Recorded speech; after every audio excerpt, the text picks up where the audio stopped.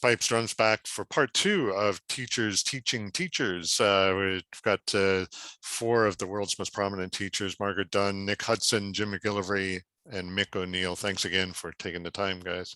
The first part we talked about kind of the past and the last 18 or so year and a half or so, your experiences and what you saw. But let's bring it up to the present, what you're seeing right now. So Jim, with the pandemic easing in most parts of the world, still some challenges left ahead for sure. But what are you noticing most with students as they come back full strength?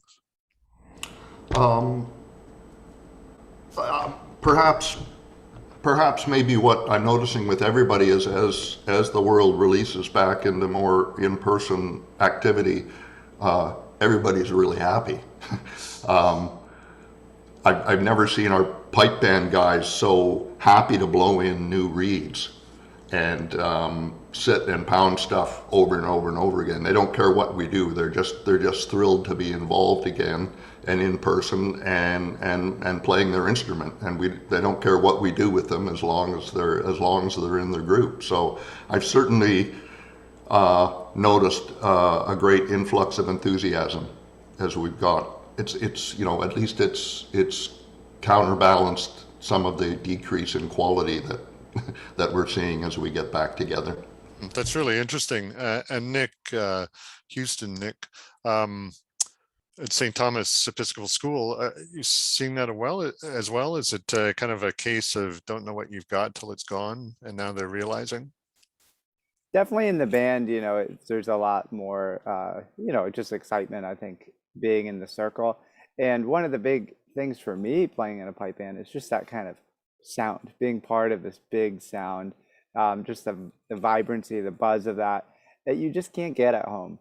And playing a band bagpipe on your own, to me, it just feels like harder and less enjoyable. And then when you get into a pipe band, there's this sort of energy level where that same instrument feels comfortable and fun to play. And so I think we're seeing that a lot. It's just that group effect of everyone feeling a little more energized when they get together. Yeah, and Mick, at Watson's, your pipe band program is is famous and for producing its world-class juvenile bands. That familiar to you too?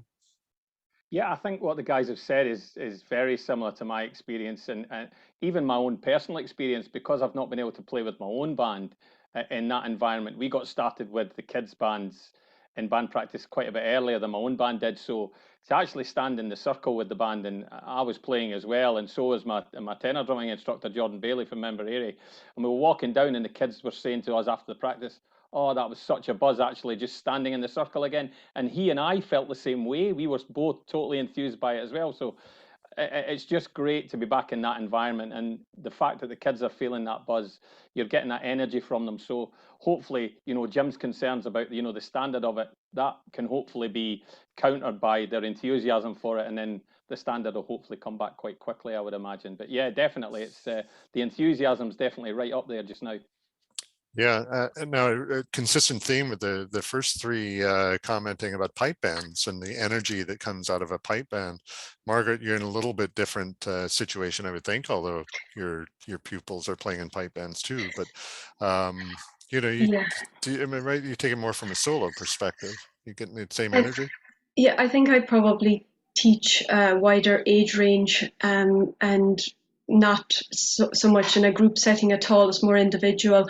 I've noticed that some people are quite cautious, actually. I thought they would all be really keen to get back in person, but a lot of my students have if they can come in person, they will, but not every week. They've maybe opted for more of a blended online. So online is good for teaching tunes and sorting any playing issues out. It's a little bit more restricted when it comes to sorting out the pipes, or if there's something wrong with the pipes and if the student maybe needs some help. So I think the blend works well, because if they can come through and you can maybe sort any issues with the pipes out and you do the playing online. So yeah, that's what I've noticed. I was sure everyone would be really keen to flood back in, but I think we've noticed that it's still a bit cautious. Yeah. The competition side of things, getting a little feedback there. The competition side of things, I mean, without competition, I think several of you have commented that sort of looking to other things, whether it's, a Scots repertoire from the 1960s or other opportunities. Do you find there's just as much attraction for competition now and getting back to competing, or is there a wider kind of perspective on what's out there for the instrument? Nick in Houston, what do you think? I do think that the competition, infrastructure that we have offers a lot for people that maybe need that extrinsic motivation. Something to give them a little kick to practice, put in the work, and really take a tune or a piece of music all the way to completion. Without that, it's very easy to take a tune kind of 90, 95% of the way there and just not really dial it in where you get that total technical precision or perfect bagpipe or whatever. I think for some of the folk who have a little bit more of that kind of intrinsic motivation and they have passion for other things, they're able to follow that pretty easily, regardless of pandemic or not. A lot of the folks that I think we did alternative things during the pandemic, as soon as the kind of regular scene picks back up, they're just going to go back into that, Yeah, that's interesting. Do you see the same thing, Margaret? Just kind of a return kind of to what we had before the pandemic? Yeah, I think the students, competition isn't for everyone. Not all my students compete at all, but I think the ones that kept it going through lockdown using the online competitions will go back and compete in the regular in-person events once they get back. There hasn't been any loss of motivation. I think if you like competition, you like competition. Mm-hmm. And Jim McGillivray, you're in a situation where you're also the head of the music committee for the Pipers and Pipe Band Society of Ontario. I think associations are kind of looking more broadly at what other things can happen besides competition. But from a teaching perspective, seeing the same kind of ambition wrapped up in competition, or is it a little wider now? Well, certainly my private students are coming to me primarily for competition, and that's what we're focusing on. At school, we're not a competition band at school, largely because we don't exist in the summer competing season. But during the winter, we try to get some of the boys involved in some of the local solo competitions. But we get our boys get our motivation out of performing. We have several special concerts that we put on over the year, and we try to put on some real interesting and fun things for the kids to play, and that seems to get them as motivated as competition. So that's always been our motivator. I do find if they start to get involved in competition, there's nothing that improves their playing more quickly than preparing for competition, more so than preparing for concerts or other things. So once we get the kids interested in competing, yes, they like it, but at least initially, that's not our mode of operation. Yeah, and Mick at George Watson's, very well known for competition excellence, but are there performance opportunities more now for your students? Oh yeah, for sure. Something I didn't mention before. We obviously like a lot of schools that went back before wind instruments were allowed to be played inside. We managed to get electronic chanters for our students. So we had kind of band practice per se, but without bagpipes, it was electronic chanters and practice pads. So our band got together and played some music together before we were allowed to go back and play pipes in a room together, which I guess kept things going. And we actually did a couple of performances to the school, albeit the school listened online in their classrooms. We were in the main hall playing as a band, and but such is the situation that we were all in at the time. But I would say that as you've said, our school are very much motivated. The band are very much motivated by competition and visit many of the games when they're, and hopefully they'll be back next year. So we have our students, they're itching to get back, to be honest. They are absolutely desperate to get back to the competition circuit. Yeah, for sure. That's great. Yeah, really interesting, fun, the virtual performance live, over the PA or whatever at school. It really sounds like a fun thing. Margaret, what about learnings, teaching techniques that have come from the shutdown over the last year and a half? I think one thing that's been really useful is getting students to pre-record themselves and upload it as an unlisted file onto YouTube and share it in the lesson, because I think listening back to your own playing is a really good idea, because sometimes even as an accomplished player, you maybe think you're holding a note long enough and or you maybe think you're playing it fine, and you listen back and there's things that you hear in your own playing sometimes. So for the students to do it as well, I think that's been something that has been really useful, and definitely more of it using the online platform for teaching. That's really interesting. It's kind of reminds me of no one likes to hear their voice and recording. I always found listening to myself, and I would imagine a lot of other people, it's a very difficult thing to do. It takes a lot of discipline. Jim, I know that as a teacher you were always a proponent of listening back to yourself to make recordings. Anything else like that you've taken away and going to apply it to the future?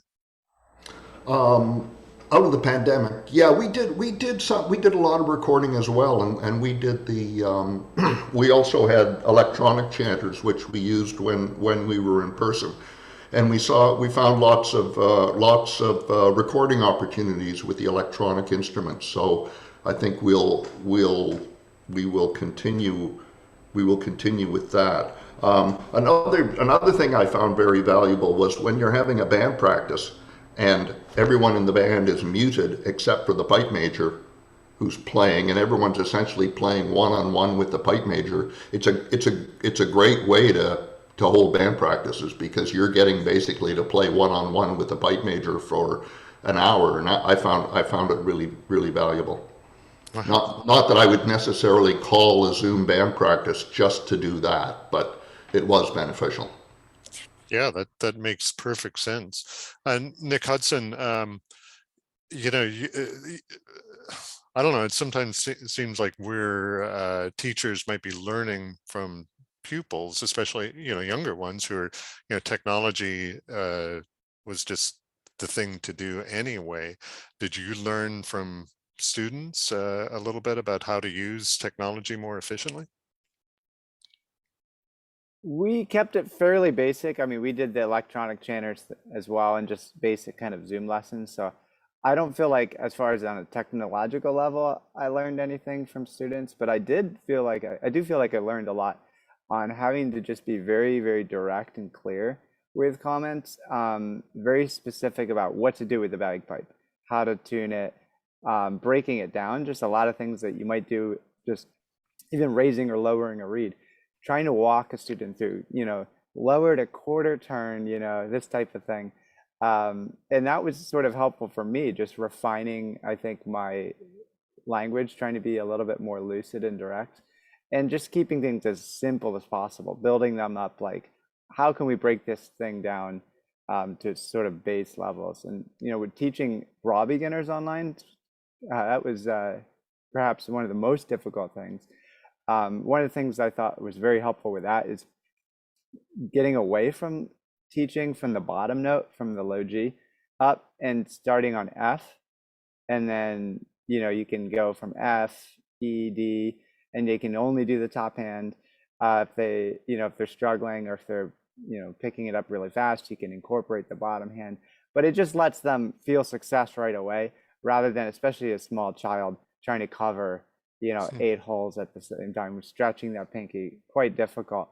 So it gets them playing some tunes right away, and then you can incorporate the bottom hand, a little bit later on. Even using grace notes fairly right away, so that you get away from them having to use their breath to separate notes at the same pitch. Things like that, to just break it down, try to make it even more simple, I think are helpful with the online thing. That's amazing. It's that makes perfect sense. I don't know if other people have done that on the piping side, but starting with the top hand, gets people going a lot faster. Mick, from a drummer's perspective, did you come up with, realize some new things for teaching snare drumming? I wouldn't necessarily say it was a new thing, but I had already in existence a video library of almost everything that I teach, and that got used a lot more extensively to follow up after the lesson. And I think I would very much agree with what Nick said about being much more clear and direct about the way you instruct something, and perhaps as well being a little bit slower in the way that you are showing it, in order that particularly pupils who are just starting their journey, I think really important to get all of the basic things absolutely cemented correctly. And that is much more challenging online. There is absolutely no doubt about that. Fortunately for us, with the way the lockdown happened in the UK, we had already embarked upon a term and a half's work. So it would have been unusual for us to have a beginner at that point, and we had people at about 8, 9, maybe 10 lessons, so they were a little bit into their journey, not absolute beginners. I think that would have created some real challenges. I think, unfortunately, when we came back out of lockdown into the new term, we got a good pickup of people and got them started again before we had to go into lockdown again. So it worked out reasonably well in terms of the absolute beginner thing, because I could see that would be a real challenge in piping and in drumming, especially. I think it would be a real challenge. Yeah, really, really insightful. Yeah, it's interesting. Well, let's wrap up this part talking about the present and look to part 3, where we'll look to the future a little bit more. So stay tuned for that.